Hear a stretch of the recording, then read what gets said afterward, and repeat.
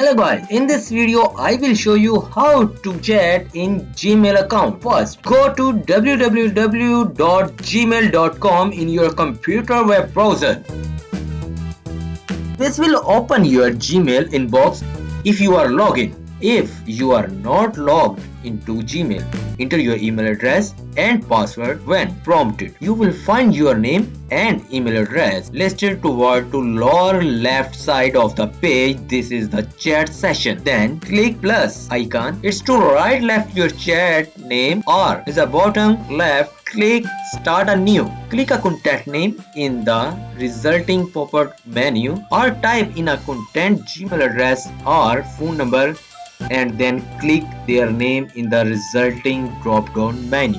Enter an invitation message and click send invite and wait for the content to accept your request. Once your friends accept your request, you can click plus sign and then click the name and being chat with them.